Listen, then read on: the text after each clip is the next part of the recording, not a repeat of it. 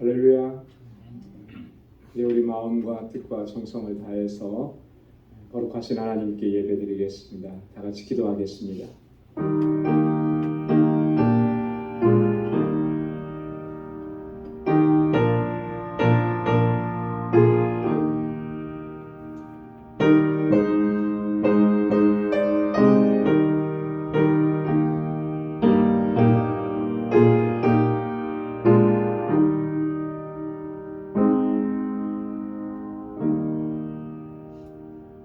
여호와께서는 자기에게 간구하는 모든 자, 곧 진실하게 간구하는 모든 자에게 가까이 하시는도다. 저는 자기를 경외하는 자의 소원을 이루시며 또 저희 부르짖음을 들으사 구원하시리로다. 여호와께서 자기를 사랑하는 자는 다 보호하시고 악인은 다 멸하시리로다. 내 입이 여호와의 영예를 말하며 모든 육체가 그의 성호를 영영히 송축할지로다. 아멘. 은혜가 풍성하시고 자비하신 아버지 하나님, 성의로 지난 3일 동안도 하나님의 은혜 가운데 저희들을 지켜 보호해 주시고 주님의 권능의 팔로 우리를 인도해 주심을 감사합니다. 이 저녁에 다시금 주님의 거룩하신 보좌 앞으로 불러주셔서 하나님을 경배하고 찬양하고 예배케 하심 또한 감사합니다. 우리 온 마음의 중심이 오직 여호와 하나님 주님만을 바라볼 수 있도록 도와주옵소서. 나를 구속하시고 내게 은혜로 역사하신 그 하나님의 손길을 기억하며 기쁨과 감격 속에서 하나님을 예배하고 찬양하는 저희들이 되게 하여 주옵소서. 우리의 허물과 죄악을 주의 보혈로 깨끗하게 씻어주시고 주님의 거룩하신 임재 앞에 서기에 부족함이 없도록 우리를 정결하게 하시며 우리의 예배를 받아 주옵소서. 예수님의 이름으로 기원하옵나이다. 아멘. 전능하사 천지를 만드신 하나님 아버지를 내가 믿사오며 그 외아들 우리 주 예수 그리스도를 믿사오니 이는 성령으로 잉태하사 동정녀 마리아에게 나시고 본디오 빌라도에게 고난을 받으사 십자가에 못 박혀 죽으시고 장사한 지 사흘 만에 죽은 자 가운데서 다시 살아나시며 하늘에 오르사 전능하신 하나님 우편에 앉아 계시다가 저리로서 산 자와 죽은 자를 심판하러 오시리라. 성령을 믿사오며 거룩한 공예와 성도가 서로 교통하는 것과 죄를 사하여 주시는 것과 몸이 다시 사는 것과 영원히 사는 것을 믿사옵나이다. 아멘. 찬양으로 하나님께 영광 돌리겠습니다. 이 약할 때 강함 대신에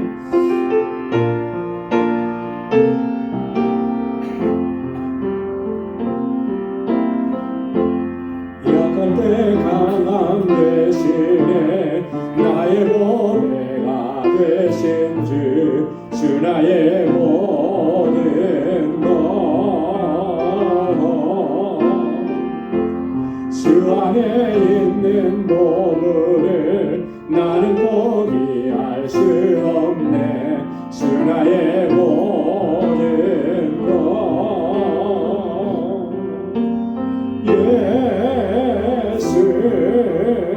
어린 양 존귀하니를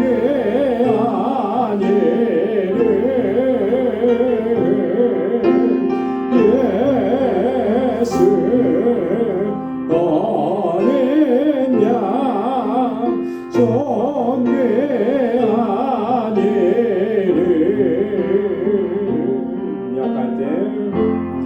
약할 때 강함 대신에 나의 보배가 되신 주 나의 모든 것 주 안에 있는 보물을 나는 포기할 수 없네. 주 나의 모든 것 예수 어린 양 존귀하니를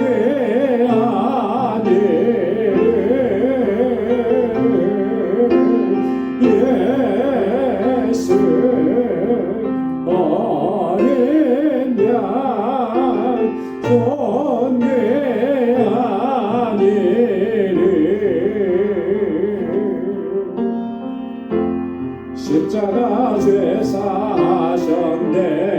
주님의 이름 찬양해 주 나의 모든 것 쓰러진 나를 세우고 나의 빈자를 채우네 주 나의 모든 것 십자가 죄사하셨네 주님의 이름 찬양해 주 나의 모든 것 쓰러진 나를 세우고 나의 빈자를 채우네 주 나의 모든 것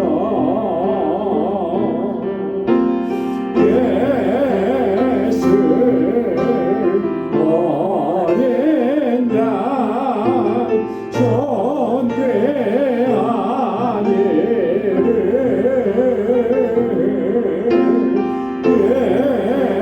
예수 어린 양 존귀한 이름 다시 한번 예수 어린 양 예수 어린 양 존귀한 이름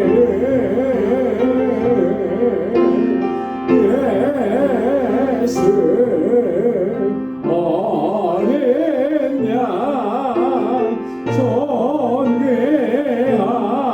이름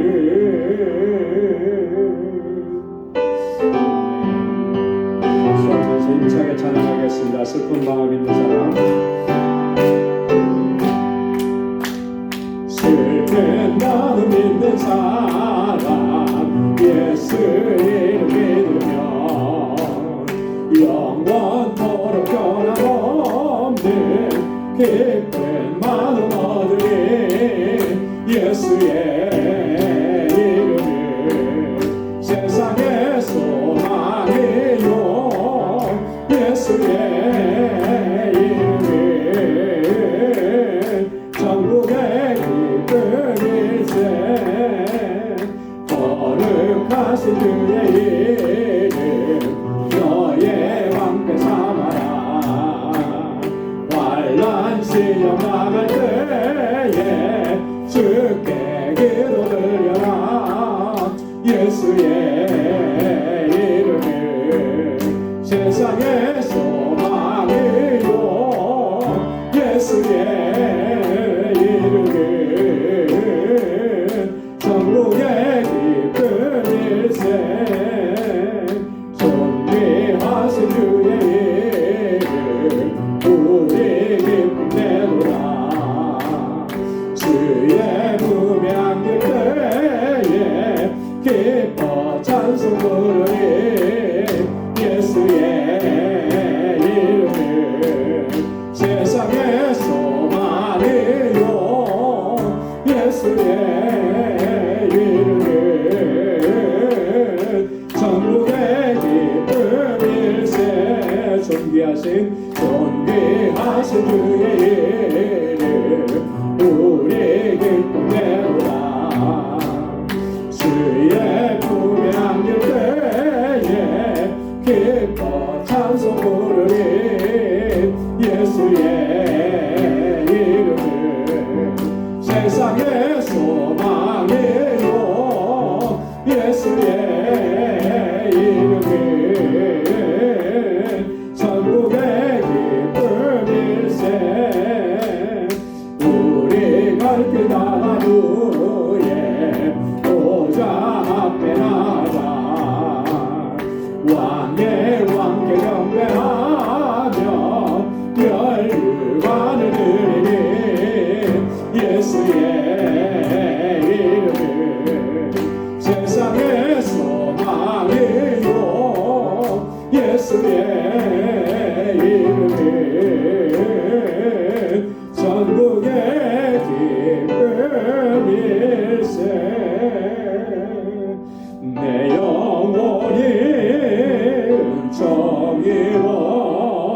중한 죄질 얻고 보니 슬픔 많은 이 세상도 천국으로 가도다. 할렐루야 찬양하세.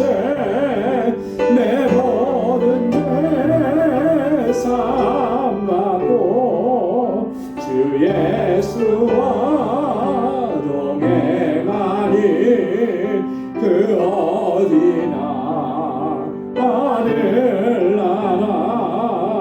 주의 얼굴 뵙기 전에 멀리 뵈던 하늘나라 내 마음속에 이루어지니 날로 날로 가깝도다. 할렐루야 찬양하세. 내 모든 죄 사함받고 주 예수와 동행하니 그 어디나 하늘나라.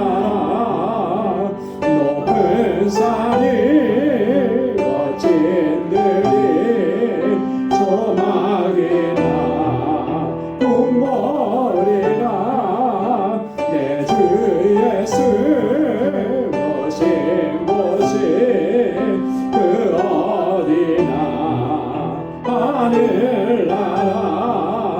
할렐루야 찬양하세. 내 모든 죄 사함받고 주 예수와 동행하니 그 어디나 하늘나라. 높은 산이 거친 들이 조막이나 궁궐이나 내 주 예수 모신 곳이 그 어디나 하늘나라. 할렐루야 찬양하세.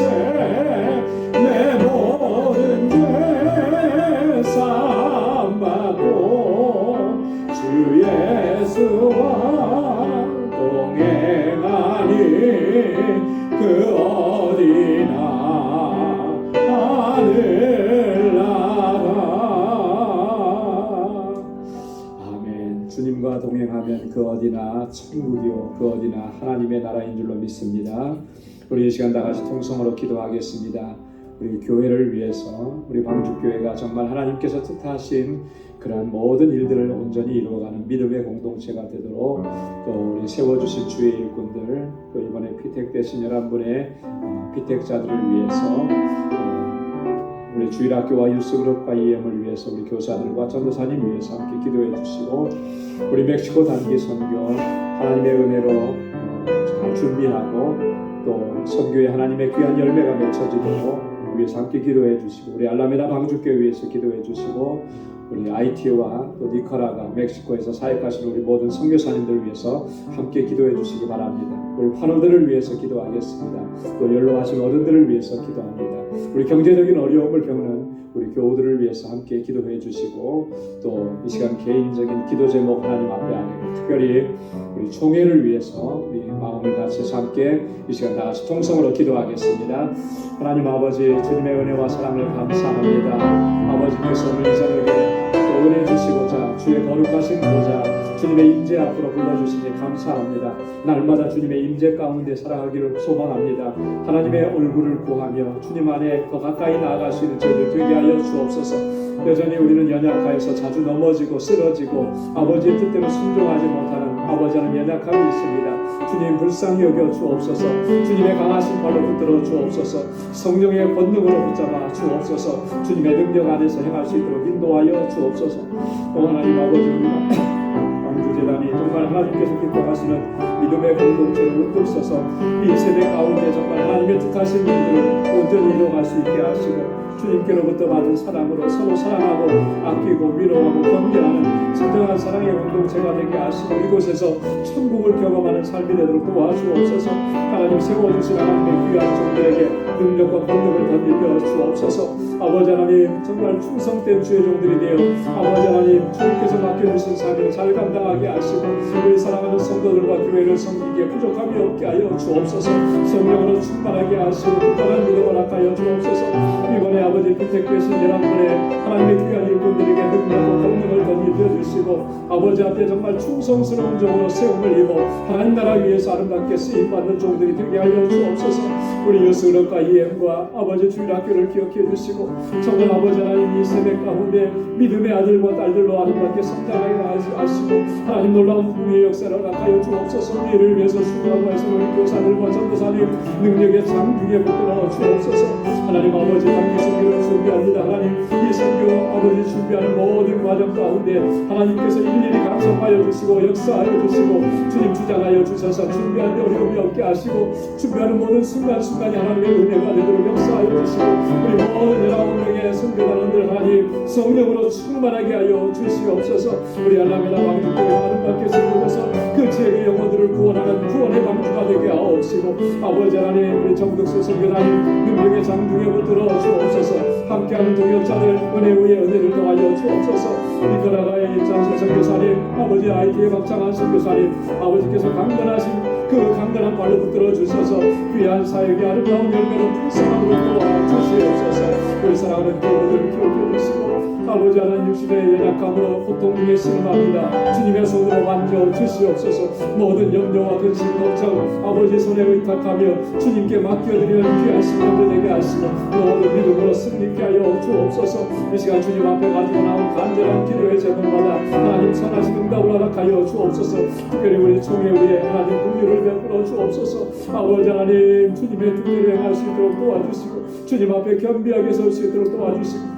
모든 갈등이 아버지 해소되게 하시고 겸비하게 설 수 있도록 도와주옵소서. 말씀 앞에 온전하게 설 수 있도록 인도하여 주옵소서. 하나님의 영광을 가리지 않도록 도와주시고 아버지 앞에 귀하게 쓰임받도록 인도하여 주시옵소서. 오늘도 주님의 말씀으로 우리를 새롭게 하여 주옵소서. 말씀의 은혜를 더하여 주시고 주님 앞에 새로운 결단과 각오로 설 수 있는 저희들이 되게 하여 주시옵소서. 모든 것 감사하옵고 예수님의 이름으로 간절히 기도드리옵나이다. 아멘. 할렐루야. 하나님께서 또 우리의 기도, 부르짖음 들으시고 또 응답해 주실 줄로 믿습니다. 오늘 묵상할 하나님의 말씀 고린도후서 제1장 12절에서 24절까지 말씀입니다. 고린도후서 제1장 12절에서 24절까지 한 절씩 교독하겠습니다. 우리가 세상에서 특별히 너희에게 대하여 하나님의 거룩함과 진실함으로써 하되 육체의 지혜로 하지 아니하고 하나님의 은혜로 행함은 우리 양심에 증거하는 바니 이것이 우리의 자랑이라.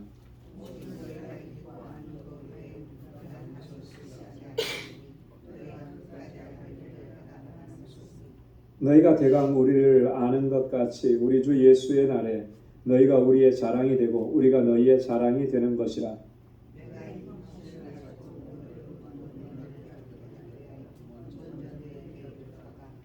너희를 지나 마게도냐에 갔다가 다시 마게도냐에서 너희에게 가서 너희가 보내줌으로 유대로 가기를 경영하였으니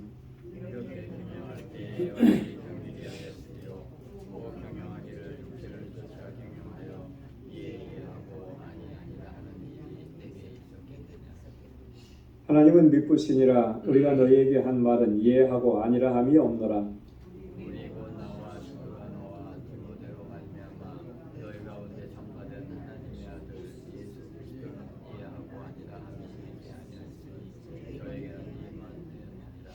하나님의 약속은 얼마든지 그리스도 안에서 이해가 되니 그런즉 그로 말미암아 우리가 아멘하여 하나님께 영광을 돌리게 되느니라. 우리를 너희와 함께 그리스도 안에서 경건케 하시고 우리의 기름을 부으시는 하나님이시니 저가 또한 우리에게 인치시고 보증으로 성령을 우리 마음에 주셨느니라. 내가 내 영혼을 두고 하나님을 불러 증거하시게 하노니 다시 고린도에 가지 아니한 것은 너희를 아끼려 합니다. 다 함께요. 우리가 너희 믿음을 주관하려는 것이 아니요 오직 너희 기쁨을 돕는 자가 되려 함이니 이는 너희가 믿음에 섰음이라. 아멘. 우리가 지난주에는 총회 때문에 한 주 쉬었고요. 그 전주에 우리가 고린도후서 1장 1절에서 11절까지 말씀을 잠시 묵상을 했습니다. 이어서 계속 말씀을 묵상하도록 하겠습니다. 오늘 이 본문을 보면 지금 바울이 여기서 중점적으로 이렇게 중심에 두고 이야기하는 내용을 보면 지금 고린도 교회를 방문하려고 하는 그런 계획이 변경이 되었는데 그것을 왜 변경하게 되었는지 그리고 그 변경하게 되는 그런 과정 속에서 우리가 하나님의 신실하심을 얼마만큼 의지하고 있는지 그리고 고린도 교회 성도들을 바울과 실로아노 그리고 디모데 이 편지를 함께 쓰는 이런 이 함께하는 동역자들이거든요. 그들이 얼마만큼 이 고린도 교회를 아끼고 사랑하는지 이런 내용들을 지금 담아서 편지를 좀 쓰고 있는 것입니다. 먼저 12절부터 14절까지는 바울이 자신을 어떤 측면에서 보면 변호합니다. 너희를 대하는 이 마음이 그냥 스쳐 지나가는 뭐 그런 정도가 아니고 너희를 향해서 내가 진심이다. 이런 것을 이제 좀 이렇게 바울이 강조하면서 표현하는 거죠. 그리고 15절부터 24절까지는 고린도 교회 방문 계획을 변경하게 된 그런 이유에 대해서 이제 설명을 합니다. 자, 먼저 12절을 보면 이것이 우리의 자랑이라 이제 이렇게 얘기하는데요. 우리가 세상에서 특별히 너희에게 대하여 하나님의 거룩함과 진실함으로써 하되 육체의 지혜로 하지 아니하고 하나님의 은혜로 행함은 우리 양심에 증거하는 바니 이것이 우리의 자랑이라. 지금 바울이 우리의 양심에 증거하는 바대로 정말 거짓 없이 이렇게 얘기할 수 있다. 뭐냐면 너희를 대하는 것이 하나님의 거룩함과 진실함으로써 하는 것이다.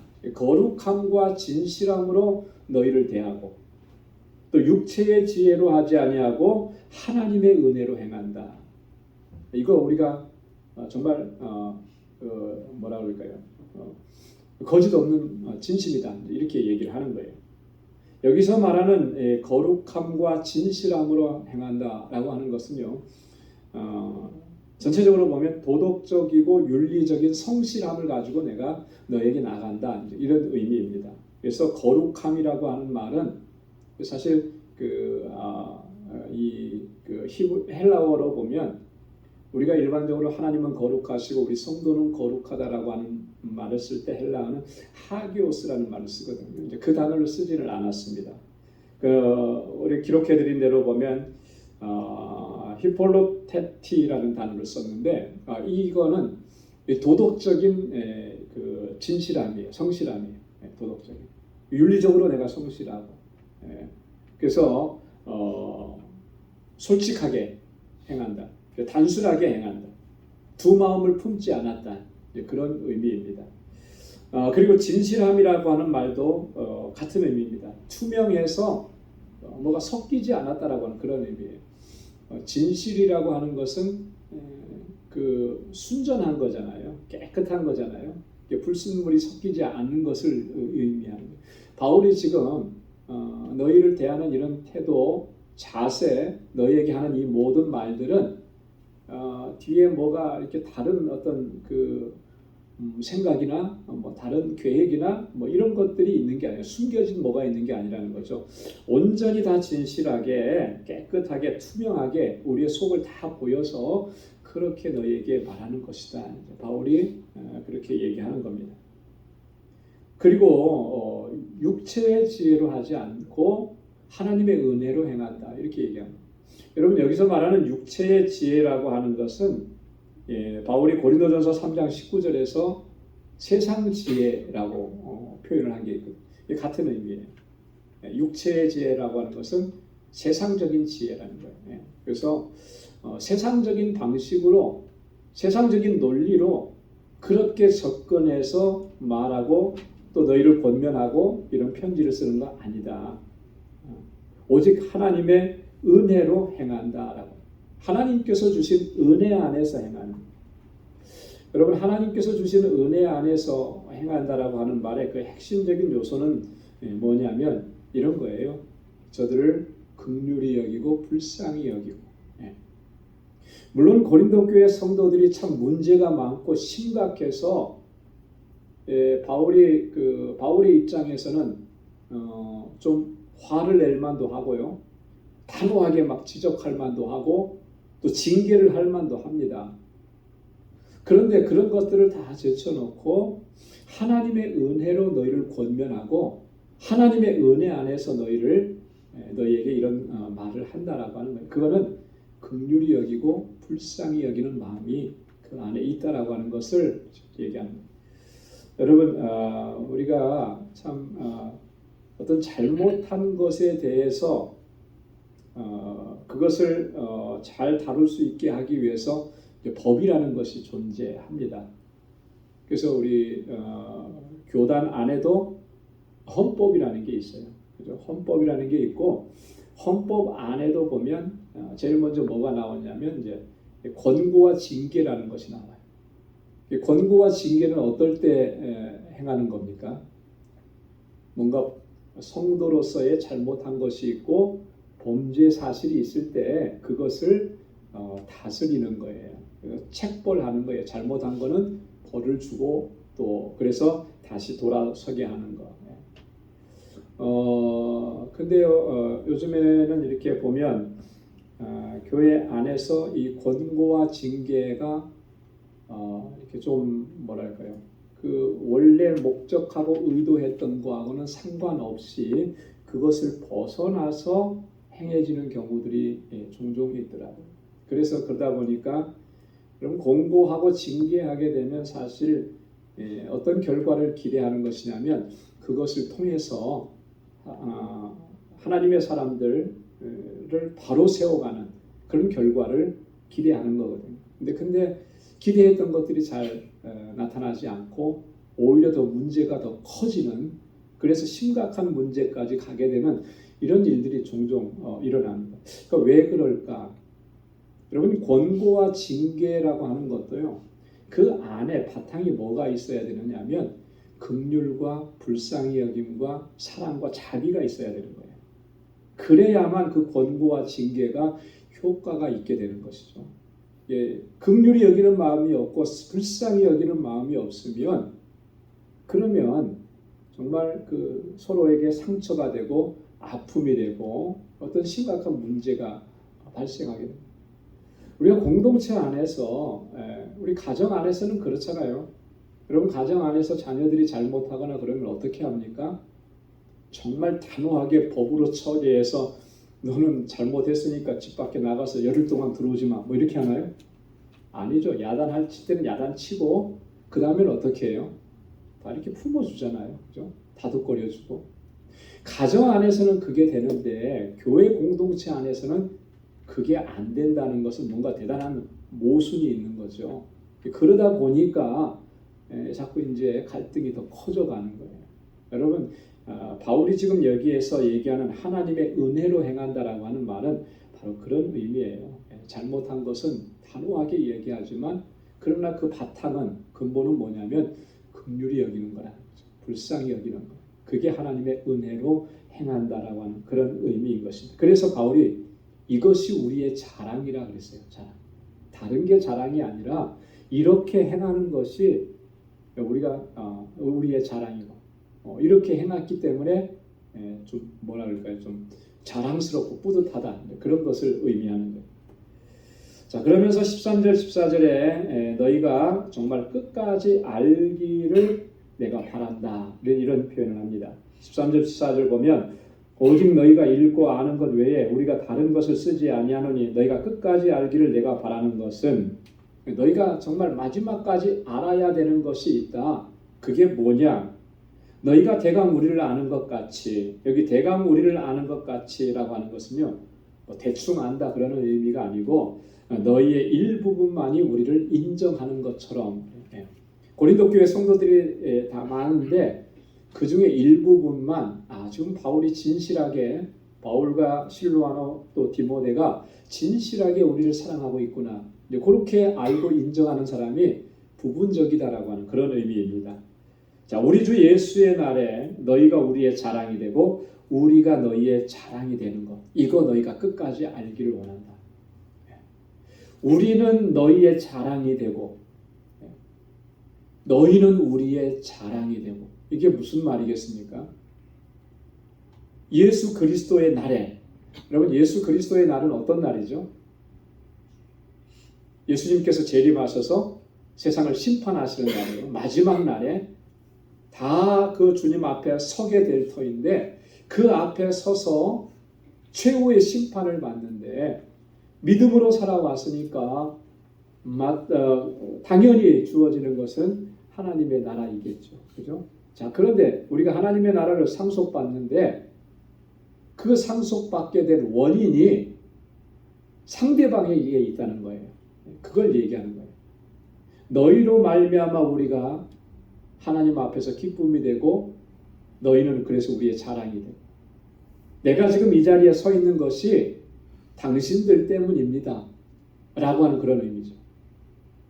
당신들이 그 자리에 서 있는 것이 우리들 때문입니다 라고 하는 그런 의미예요. 그렇지 않겠습니까? 바울이 복음을 증거함으로 인해서 고린도 교회 성도들이 예수 그리스도를 영접하고 믿음을 갖게 됐어요. 자, 그러니까 이 고린도 교회 성도들에게 바울은 굉장한 자랑이 되는 거죠. 반대로 바울이 열심히 복음을 증거하고 그렇게 해서 저들이 예수 믿고 구원받고 하나님의 자녀가 되었습니다. 그러니 저들이 구원받고 하나님의 자녀가 된 것이 얼마나 자랑스러워. 저들이 바울에게는 자랑이 되는 거예요. 자, 서로가 서로에게 기쁨이 되고 서로가 서로에게 자랑이 되는, 그것이 마지막 날에 이것이 있게 되는 것이다. 이거 여러분들이 꼭 알았으면 좋겠다. 꼭 기억해야 된다. 내가 여러분들이 알기를 내가 바랍니다. 바울이 그렇게 이야기하는 것입니다. 자, 그렇게 하면서 바울이 고린도 교회 성도들을 향해서 얼마나 진심이었고 얼마나 진실했는지를 밝히고 난 후에, 자, 15절부터 24절 두 번째에 보면, 자, 고린도 교회를 방문하는 계획이 변경되었다라고 하는 거, 이것을 바울이 해명하는 내용입니다. 변경된 계획을 보면요, 15절부터 17절까지 내용인데 이렇게 변경이 되었습니다. 우리 다시 한번 보면, 내가 이 확신을 가지고 너희로 두 번 은혜를 얻게 하기 위하여 먼저 너희에게 이르렀다가 너희를 지나 마게도냐에 갔다가 다시 마게도냐에서 너희에게로 가서 너희가 보내줌으로 유대로 가기를 경영하였으니, 이렇게 경영할 때에 어찌 경홀히 하였으리요. 혹 경영하기를 육체를 쫓아 경영하여 예하고 아니라 하는 일이 내게 있었겠느냐. 바울은 원래 고린도전서 16장 6절로 7절에 보면 먼저 마게도냐로 갔다가 고린도로 와서 거기서 예루살렘으로 가는 그런 계획을 세웠었습니다. 그런데 이게 이제 변경이 된 것이죠. 변경이 됐습니다. 이렇게 변경하게 된 과정과 그 목적이라고 하는 것이 있는데, 그 과정이 바울이 먼저 얘기하는 게 이게 경홀이 이렇게 한 거 아니다라고 하는, 육체를 쫓아서 그렇게 한 게 아니다는 거예요. 예하고 아니라 하는 일이 내게 있었겠느냐. 지금 이렇게 하겠다 그래놓고 뒤에 가서 그거 아니야 이렇게, 이걸 육체를 따라서 그렇게 한 것이겠느냐, 인간적인 생각으로 그렇게 한 것이냐면 그런 것이 결코 아니라고 하는 거예요. 결코 이것이 경홀하게 결정되어진 것이 아니다라고 하는 것을 바울이 이야기합니다. 왜 그러냐면 15절에서 그렇게 얘기했잖아요. 내가 이 확신을 가지고 너희로 두 번 은혜를 얻게 하기 위하여. 뭐를 얻게 하기 위해서요? 두 번 은혜를 얻게 하기 위해서. 너희가 은혜를 얻게 되기를 위해서. 그것도 한 번도 아니고 두 번. 한 번 가지고는 부족할 것 같으니까 두 번 은혜를 얻게 하기. 더 많은 은혜를, 더 풍성한 은혜를 얻게 하기 위해서 이렇게 결정했다. 이것이 어떻게 경홀히 여기는 것이 되겠느냐라고 하는 거예요. 여러분, 바울이 왜 이런 얘기를 했겠습니까? 한번 여기 본문에는 나오진 않았습니다만 우리가 충분히 추정할 수 있겠죠. 바울이 이런 것을 해명하는 이유, 원인이 있었을 거예요. 왜 해명을 해야만 했을까? 본문에서는 그런 게 나타나지 않지만 우리가 충분히 추정해 볼 수 있는 것은 이런 거예요. 분명히 바울이 무슨 계획을 변경하니까 일부의 사람들은 그렇게 바울을 비난한 거죠. 바울은 참, 그거 봐라, 계획해놓고 처음에 이렇게 한다고 그러더니 나중에 이렇게 했어. 바울은 신실한 사람이 못 돼. 말과 그의 행실이 일치하지 않아. 바울은 정말 경솔한 사람이야. 이렇게 바울을 비난하는 그런 그룹들이 있었다라고 하는 것을 우리가 충분히 짐작해 볼 수가 있죠. 그렇잖아요? 어떤 분들은 그래요. 어떤 일들이 이제 변경이 되면 그렇게 변경이 된 데는 뭔가 사정이 있겠지.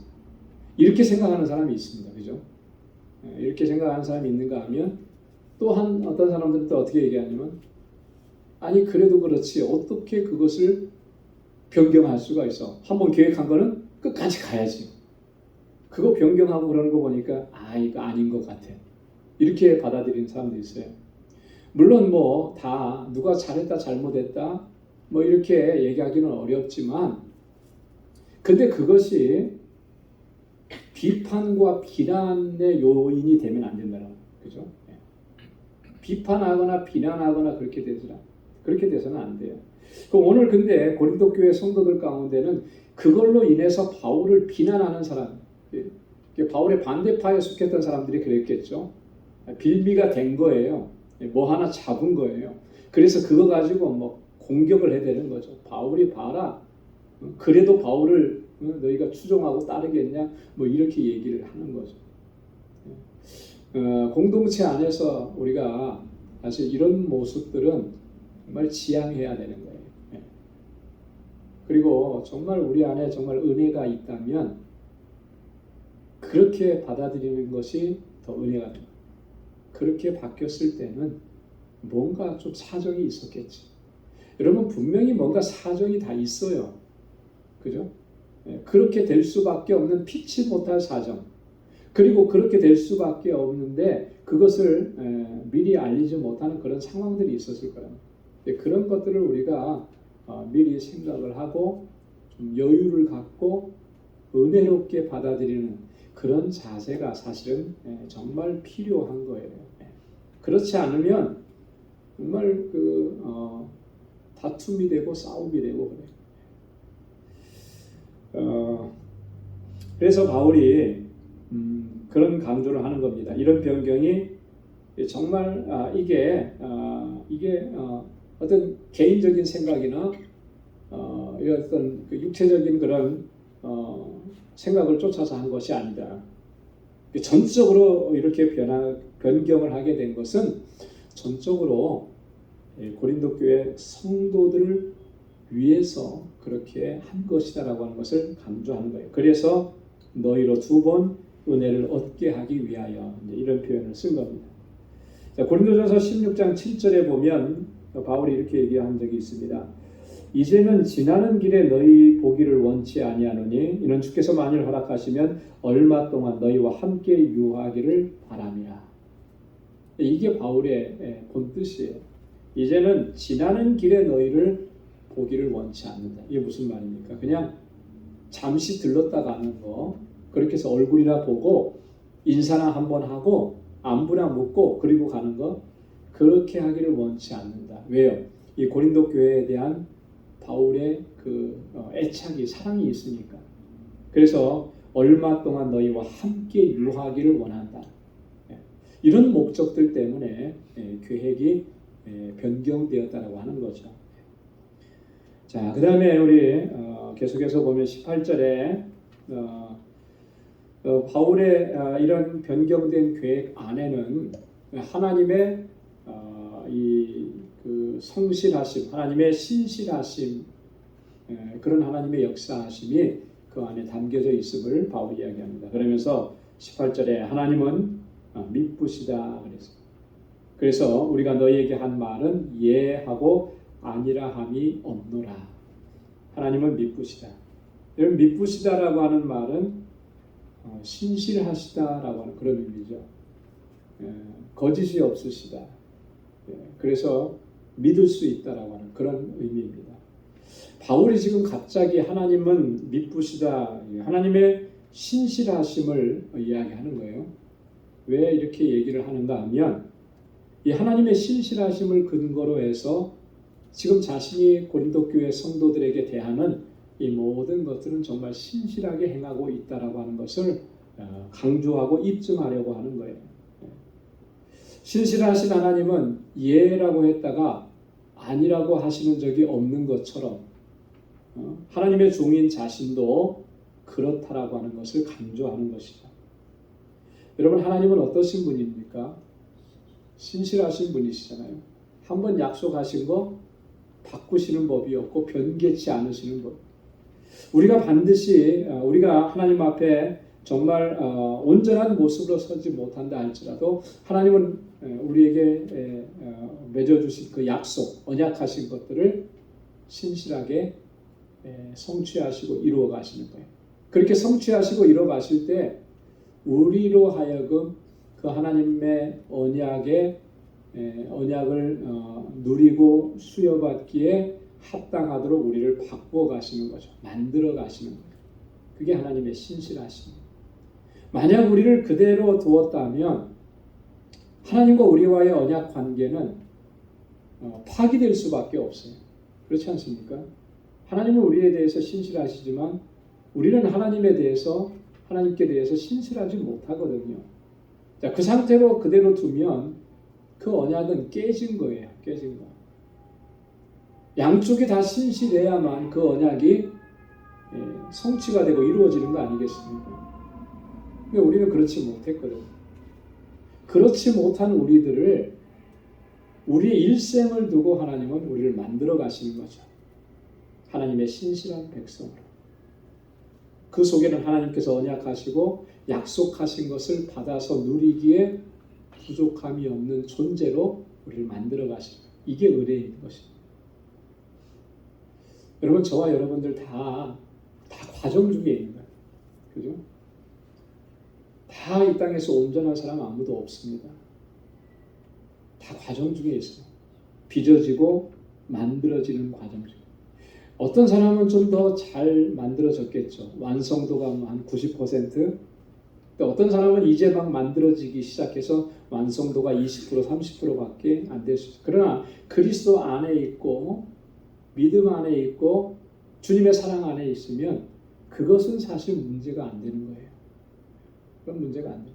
그런데 우리는 나는 90% 정도 만들어졌다고 생각하고 30% 정도밖에 만들어지지 않은 사람들을 보면서 자꾸 비난하고 정죄하고 비판하고 판단할 때가 많은데요. 이게 더 큰 잘못인 거예요. 그래서 비난을 멈춰야 되고 정죄를 멈춰야 돼요. 그러지 않으면 내가 하나님의 은혜에서 점점 멀어질 수 있는 거예요. 누군가를 비난하고 정죄하는 것이 우리를 영적으로 얼마나 피폐하게 만드는지 모릅니다. 나도 만들어지는 과정이 있고 그래서 그 과정 중에서 하나님의 은혜를 누리고 있고 그 사람도 그 과정 중에서 같은 은혜를 누리고 있는 거예요. 그래서 서로를 격려하고 위로하고 함께하고 우리 만들어져 가는 과정 속에 하나님의 신실하심이 역사하시는 거죠. 변치 않으심이 역사하시는 거예요. 마지막 완성될 때까지. 그래서 말라기 3장 6절에도 보면 나 여호와는 변혁지 아니하나니 그러므로 야곱의 자손들아 너희가 소멸되지 아니하느니라. 할렐루야. 이 얼마나 은혜가 되는 거죠. 그죠? 말라기 선지자는 언제 활동했던 선지자입니까? 이스라엘의 패망의 역사 끝에서 활동했던 선지자예요. 이미 벌써 이스라엘 백성들은요, 다 북왕국 이스라엘의 바벨론에 의해서 이렇게 다 이렇게 패망되고 멸망당한. 그래서 말라기 선지자 이후에 선지자들의 활동이 없었습니다. 하나님의 말씀이 더 이상 선지자들을 통해서 주어지지 않았어요. 그래서 말라기 선지자 이후로 세례 요한이 오기까지 그 기간을 신구약 중간기라고 얘기하는데, 다른 말로는 그 시간을 암흑기라고 얘기해요. 왜? 하나님의 말씀이 더 이상 주어지지 않았으니까. 근데 그 말라기 선지자를 통해서 주신 하나님의 약속이 뭐예요? 나 여호와는 변이 없지 아니하는. 뭘 바꾸지 않는다는 거예요? 하나님의 언약, 약속을 깨뜨리지 않는다라고 하는 거예요. 너희가 소멸되지 아니하리라, 이렇게 말씀합니다. 히브리서 13장 8절에도 보면 예수 그리스도는 어제나 오늘이나 영원토록 어떻게 하신다고요? 동일하시다 그랬습니다. 영원토록 동일하시다. 그것이 우리에게 얼마나 큰 은혜인지 모릅니다. 자, 그리고 19절 20절에서 그래서 예수 그리스도와 하나님의 약속은 신실하다라고 하는 것을 바울이 다시 한번 강조합니다. 우리 곧 나와 실로아노와 디모데로 말미암아 너희 가운데 전파된 하나님의 아들 예수 그리스도는 예하고 아니라함이 되지 아니하였으니 저에게는 예만 되었느니라. 하나님의 약속은 얼마든지 그리스도 안에서 예가 되니 그런즉 그로 말미암아 우리가 아멘하여 하나님께 영광을 돌리게 되느니라. 여기 보면 세 사람이 나오죠. 나와, 나는 바울이에요. 실로아노는 누굴까요? 실로아노, 좀 생소한 이름이잖아요. 근데 이렇게 얘기하면 생소하지 않아요. 실라, 생소하지 않죠? 실라는 또 누구예요? 바울과 실라 하면 실라, 그죠? 바울과 함께 복음을 전하다가 빌립보 감옥에 갇혔던 실라. 그 실루아노라고 하는 말은 이 로마식 이름인 거예요. 로마식 이름, 노가 들어갔잖아요, 그죠? 그러면 이태리어 같잖아요. 실루아노, 이태리. 그 히브리식으로 얘기하면 실라라고 얘기하는 거죠. 그리고 디모데, 우리가 잘 알고 있는 디모데. 자, 너희 가운데 전파된 하나님의 아들 예수 그리스도 그랬습니다. 하나님의 아들 예수 그리스도, 이건 다른 말로 표현하면 복음이라는 거예요. 복음. 복음의 내용을 얘기하는 거예요. 바울이 지금 이 복음의 내용으로서 하나님의 아들 예수 그리스도임을 강조하는데, 그렇게 강조하면서 뭐냐면 예수 그리스도가 신실하시고 참되신 것처럼 그 복음을 전하는 모든 전도자들도 신실하고 참되다라고 하는 것을 강조하는 것입니다. 그래서 이 복음이신 예수 그리스도, 그분을 우리에게 허락해 주신 하나님의 약속, 이 모든 것은 복음 안에서, 예수 안에서 예가 된다라고 하는 것을 얘기해요. 예수 그리스도를 통해서 하나님의 약속하신 그 모든 것들은 온전하게 성취된다라고 하는. 그래서 우리가 그로 말미암아 우리가 아멘하고 하나님께 영광을 돌리게 되는 것입니다. 이렇게 바울이 지금 얘기하는 거예요. 그리스도께서 하나님의 약속하신 것을 성취하시는 거예요.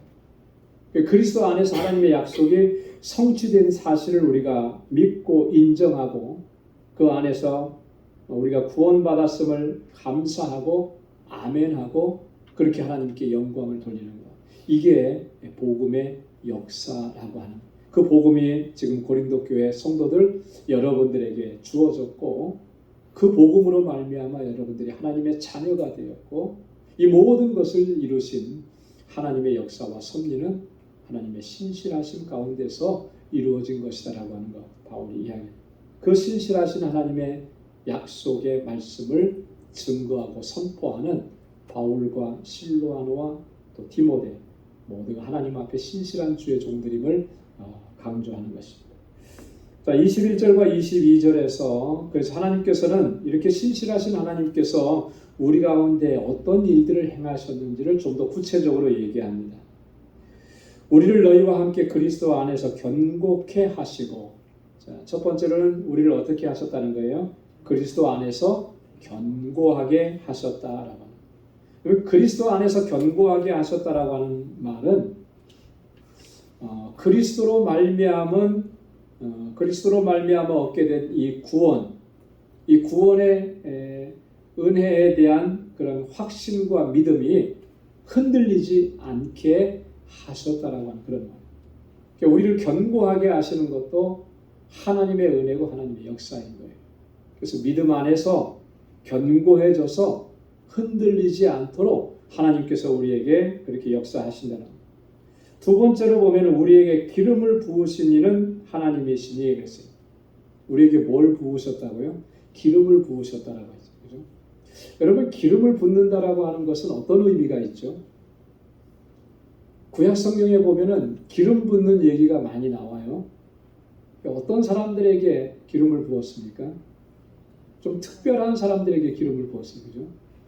하나님께서 특별한 사명을 주시고 어떤 특별한 직분을 감당하게 하시기 위해서 기름을 부으셨어요. 기름 부었다라고 하는 것은 하나님께서 인쳐 주셨고 그를 세워 주셨다라고 하는 건데, 누구에게 그렇게 했냐면 왕을 세울 때 그렇게 했어요. 왕을 세울 때. 그죠? 사울 왕을 세울 때, 다윗을 세울 때 하나님께서는 제사장을 통해서 기름 부어서 세우게 하셨고, 그래서 사무엘 선지자가 다윗에게 기름을 붓고 했잖아요. 그리고 또 어떤 사람들에게 기름을 부었냐면 선지자를 세울 때 기름을 부었습니다. 그래서 엘리야가 엘리사를 세울 때 기름을 붓는 장면이 나와요. 선지자들, 하나님의 특별한 사명을 가지고 그 사명을 감당해야 되는 그런 직책과 직분을 맡은 사람. 또 한 사람, 어떤 사람에게 기름을 부었어요? 제사장들에게 기름을 부었어요. 제사장을 임직할 때. 여러분, 이제 구약 시대의 제사장을 요즘에는 이제 목사로 비유를 하는데 정확하게 맞는 그런 것은 아닙니다만, 그래서 제사장들이 위임식을 할 때 그렇게 기름 부음을 받습니다. 목회자가 목사 안수를 받을 때 위임 목사가 되고 할 때 기름 부는 거예요. 안수에서 세우는 거죠. 같은 거예요. 그래서 제사장, 선지자, 왕, 이 사람들에게 기름 부어 세웠는데, 그래서 이 사람들을 통틀어서 뭐라고 부르냐면 기름 부음을 받은 자라고 부릅니다. 기름 부음을 받은 자. 자, 근데 기름 부음을 받은 자라고 하는 말이 히브리어에서는 한 단어로 써요. 그 한 단어가 뭐냐면 메시아라고 하는 말. 메시아. 메시아라고 하는 말이 우리는 구원자 이렇게 생각을 하죠. 틀린 말이 아니고 맞는 말인데, 본래적인 그 단어의 뜻, 의미는 기름 부음을 받은 자라고 하는 거예요. 자, 그런데 이 메시아라고 하는 말을 우리는 예수 그리스도 주님께 사용하죠. 이 주님은 이 땅에 오실 때 삼중직을 가지고 오신 거예요.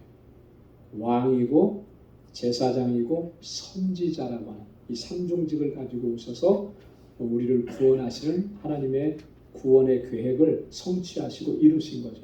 그래서 우리는 예수님을 뭐라 그래요? 메시아라 이렇게 부르는 것입니다.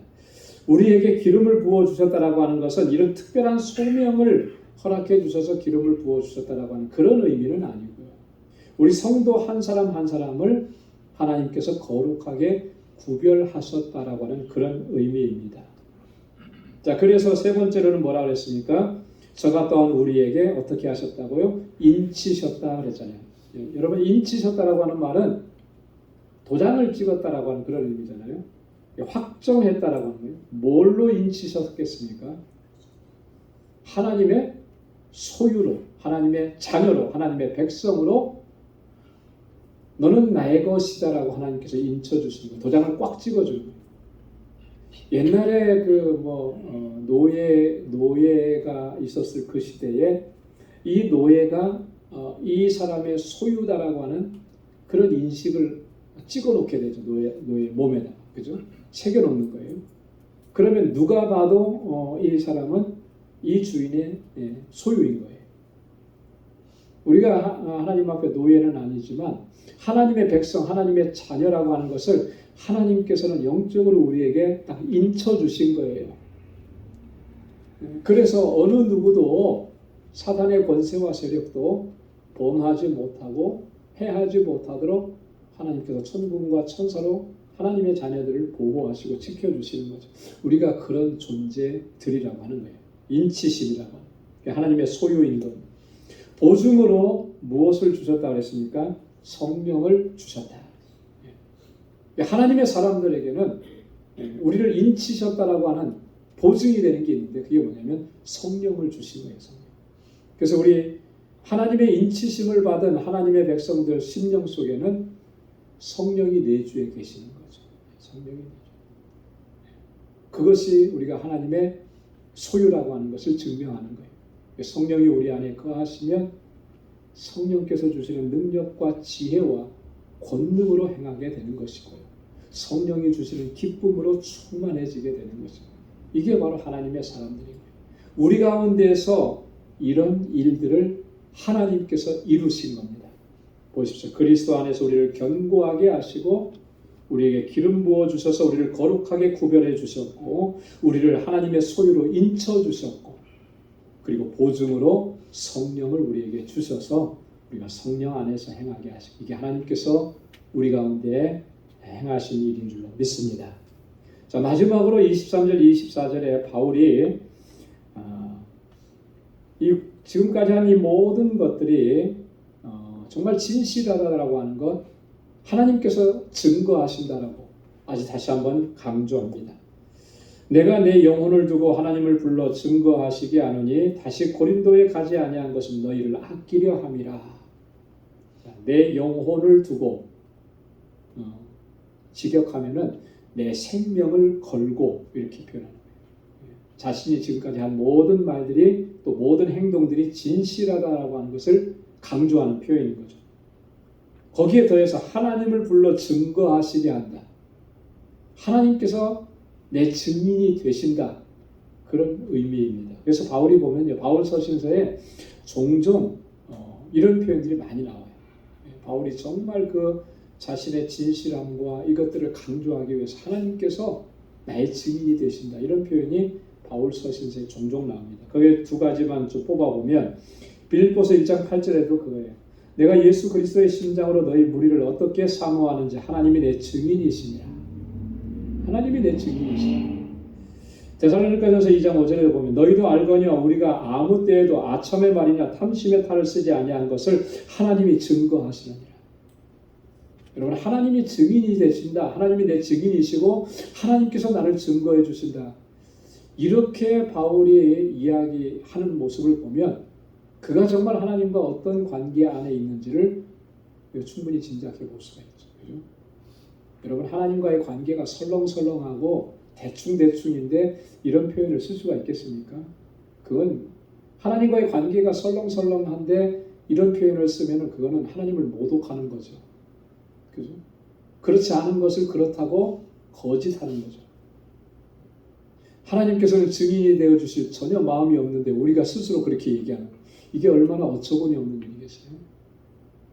그래서 어쩌면 우리는 바울이 했던 말처럼 하나님이 내 증인이 되셔 이런 말을 하지 못하는지도 모르겠어요. 우리가 하나님과의 관계를 좀 더 친밀하게, 더 가깝게, 더 진실하게 그렇게 하나님과의 관계를 세워가고 또 그래서 하나님의 주시는 은혜와 능력 안에서 승리하는 삶을 살아갈 수 있기를 소망합니다. 바울이 또 여기서 얘기합니다. 내가 다시 고린도에 가지 않는 거 너희를 아낀다.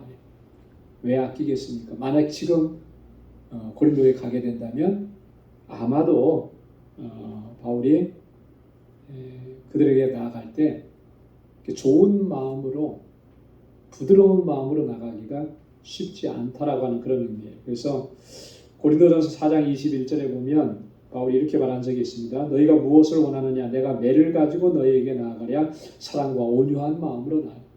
매를 가지고 나갈 수도 있다. 왜? 고린도 교회 성도들이 그렇게 정말 하나님의 뜻에서 너무나도 어긋나 있었기 때문에 그런 거죠. 그런데 고린도후서 2장 1절에 우리가 다음 주에 배우게 되는데 여기서 바울이 뭐라고 얘기하냐면 내가 다시 근심으로 너희에게 나아가지 않기로 스스로 결단하였느니라. 너희에게 근심을 주기 위해서 나아가지 않기로 내가 결단했다. 이게 바울의 마음인 것입니다. 자, 그래서 24절에 뭐라고 그러냐면 우리가 너희 믿음을 주관하려는 것이 아니요 오직 너희 기쁨을 돕는 자가 되려 함이니 이는 너희가 믿음에 섰습니다. 이제 고린도 교회 성도들을 도와주려고 하는 그 마음이 우리에게 그게 우리의 본심이다 얘기하는. 너희 믿음을 주관해서 뭐 이렇게 하고 저렇게 하고 뭐 이렇게 조종하려고 하는 그런 게 아니다라고 하는 거예요. 너희의 기쁨을 돕는 자가 되기를 원한다. 이 기쁨이라고 하는 게 어떤 기쁨이겠습니까? 구원의 기쁨, 믿음 안에서 살아가는 그 삶의 기쁨, 그 기쁨을 너희도 충만하게 누리게 되는 것, 그걸 돕기 위해서 이렇게 하는 것이다. 여러분이 바울이 마지막 이 말은요, 오늘 우리가 신앙생활하면서 공동체 안에서 정말 가슴에 새겨야 되는 말인 것 같아요. 그죠? 우리 공동체 안에서 서로 가족이 되게 하신 거 왜 그렇게 하셨겠습니까? 서로가 서로에게 돕는 자가 되게 하시기 위한 거예요. 그죠? 하나님께서 주시는 은혜를 충만하게 누리고 그 은혜 안에서 기쁨이 충만해지게 되는 그 일을 서로 돕는 자가 되게 합니다. 그래서 고통 중에 있고 신음하는 사람이 있으면 내게 주신 은혜, 내가 누리는 이 기쁨과 감격, 그죠? 이 소망 가지고 위로하고 격려하고 세워주고 그렇게 하라고 서로가 서로에게 지체가 되게 하신 겁니다. 그래서 여러분 우리 주변을 잘 돌아봐야 하는 이유가 여기에 있는 거예요. 지금 고통 중에 있는 우리의 지체가 있지는 않은가? 낙심해 있는 지체가 있지는 않은가? 또 믿음이 흔들려서 지금 정말 신앙의 근간과 뿌리까지 흔들리는 그런 지체들이 있지는 않은가? 여러분들 살피고 옆에 서서 돕는 자가 돼야 돼요. 그래서 그 기쁨을 다시 회복하고 구원의 감격을 다시 회복하고 그래서 믿음으로 살아가도록 그렇게 돕는 자가 돼야 되죠. 그 믿음을 주관하려고 하는, 주장하려고 하는 그런 태도는 우리가 버려야 하는 거예요. 그죠? 여러분, 제가 목사이지만 목사가 되었다고 해서 여러분들의 믿음을 주관하려고 하면 여러분 과연 이 자리에 여러분 얼마나 많은 사람들이 남아 있겠습니까? 그죠? 내가 좀 신앙생활 오래 했고 내가 믿음 생활 오래 했고 그렇다고 해서 연약한 지체들의 믿음을 주관하려고 하면 거기에 남아 있을 수 있는 사람이 얼마나 되겠어요? 없어요. 주관하는 자세가 아니고 돕는 자가 돼야 돼요. 그래서 우리를 세워주신 거예요. 그래서 우리 방주 공동체가 정말 하나님께서 기뻐하시는 그런 믿음의 공동체로 또 하나님의 은혜와 사랑과 그 모든 축복을 충만하게 누리는 그러한 진정한 귀한 사랑의 공동체로 세워질 수 있기를 주님의 이름으로 축원합니다. 기도하겠습니다. 하나님 아버지 감사합니다. 오늘 이 저녁에도 저희들을 사랑하셔서 하나님 이렇게 주님을 예배하고 찬양하며 또 주님의 말씀을 묵상하는 이 자리로 저희들을 불러주셔서 감사합니다. 오늘 사도 바울이 고린도 교회 성도들을 향해서 얼마나 진심이었고 얼마나 정말 긍휼과 자비의 마음으로 저들을 대했는지를 우리가 다시 한번 말씀을 통해서 깨닫게 됩니다. 하나님 이 마음이 저희들에게도 있도록 성령께서 역사하여 주옵소서. 그래서 우리 방주교회가 정말 주님의 세우신 뜻 안에서 견고하게 서가고 하나님 이 세대 가운데에서 주님의 주신 사명 잘 감당할 수 있도록 주님의 사랑으로 충만하게 세워져가는 그러한 아름다운 공동체가 되도록 도와주옵소서. 우리 방주 권속들 한 사람 한 사람 주께서 능력의 장중에 붙들어 주셔서 이 험악한 세상 유혹과 시험이 많은 이 세상 넉넉히 이겨내고 하나님의 뜻을 이루어갈 수 있는 믿음의 용사들로 세워 주옵소서. 이제는 우리 주 예수 그리스도의 무한하신 은혜와 하나님 아버지의 크고 놀라우신 사랑과 성령의 위로 교통 충만하심의 역사가 하나님 앞에 온전하게 서서 하나님의 영광을 위해서 살아가기로 결단하는 우리 방주의 모든 믿음의 권속들과 저들의 가정과 직장, 생업의 터전과 학업 위에 이제로부터 영원까지 함께 하시기를 간절히 축원하옵나이다. 아멘.